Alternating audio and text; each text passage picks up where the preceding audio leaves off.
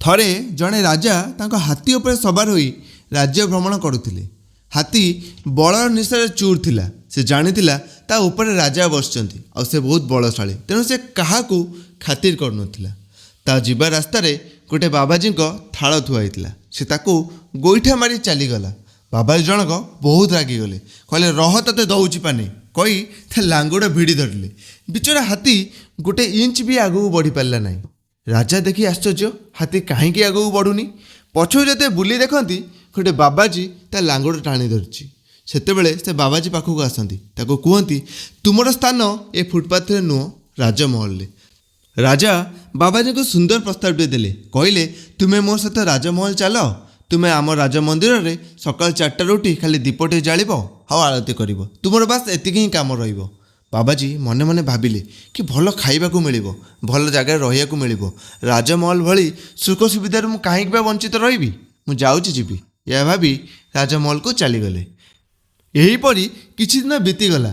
ଦିନେ ସେ ରାଜ୍ୟକୁ ଅନ୍ୟ ରାଜ୍ୟର ଜଣେ ରାଜା ବୁଲି ଆସିଥାନ୍ତି। ଆଉ ଏ ରାଜ୍ୟର ରାଜା କହୁ କହୁ ଗର୍ବର ସହିତ କହିଦେଲେ କି ଆମ ରାଜ୍ୟର ସୈନ୍ୟ ସାମନ୍ତ କଥା ଛାଡ଼ନ୍ତୁ, ଆମ ରାଜ୍ୟର ସାଧାରଣ ଜନତା କଥା ବି ଛାଡ଼ନ୍ତୁ, ଆମ ରାଜ୍ୟର ଜଣେ ବାବାଜୀ ହାତୀକୁ ଅଟକେଇଲା ଭଳି ବଳ ରଖେ। ଏହା ଶୁଣି ସେ ରାଜ୍ୟର ରାଜା ବିଶ୍ୱାସ କଲେ ନାହିଁ। କହିଲେ ତୁମେ ଖାଲି କଥାରେ କହିଲେ କ'ଣ ହେବ, କାମରେ କରି ଦେଖାଅ, ତାହେଲେ ମାନିବି।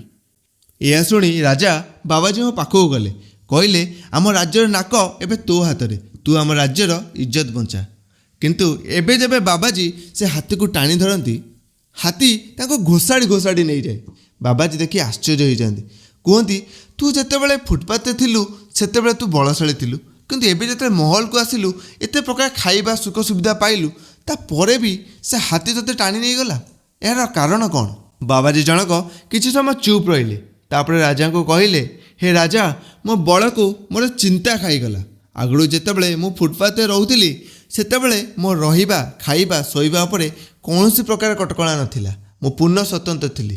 ମୋ ମନ ଇଚ୍ଛାରେ ମୁଁ ଶୋଉଥିଲି, ଖାଉଥିଲି, ରହୁଥିଲି।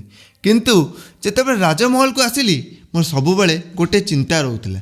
ରାତିରେ ଯେତେବେଳେ ଶୋଉଥିଲି ସବୁବେଳେ ଗୋଟେ ଟେନସନ୍ ନେଇ ଶୋଉଥିଲି। କେତେବେଳେ ଭୋର 4ଟା ହେବ ମୁଁ ଦୀପ ଜାଳିବି ଆଉ ଆଳତି କରିବି। ଏହି ଚିନ୍ତା ହିଁ ମୋ ବଳକୁ ଖାଇଗଲା। ଆଜିର ଦୁନିଆର ଗୋଟେ ବାସ୍ତବତା ହେଉଛି ଆମେ ରାତିରେ ଶୋଇଲା ବେଳେ ହଜାର ପ୍ରକାର ଚିନ୍ତା, ହଜାର ପ୍ରକାର ଟେନସନ୍ ନେଇ ଶୋଉଛେ। ଅତ୍ୟଧିକ ସେଲଫୋନ୍ର ୟୁଜ୍, ଅତ୍ୟଧିକ ଟେନସନ୍ ଆମ ରାତିର ନିଦ ହଜେଇ ସାରିଲାଣି। ବିନା ସ୍ଲିପିଂ ପିଲ୍ସରେ ଆମକୁ ରାତିରେ ନିଦ ବି ହେଉନି। ସେଥିପାଇଁ ଲୋକେ କୁହନ୍ତି ଲୁଣ ଖାଏ ହାଣ୍ଡି, ଚିନ୍ତା ଖାଏ ଗଣ୍ଡି। ତେଣୁ ଆପଣ ବିନା ଚିନ୍ତାରେ ରୁହନ୍ତୁ, ନିର୍ଦ୍ୱନ୍ଦ୍ୱରେ ଶୁଅନ୍ତୁ, ଶାନ୍ତିରେ ସୁଖରେ ରୁହନ୍ତୁ। ଜୟ ଜଗନ୍ନାଥ।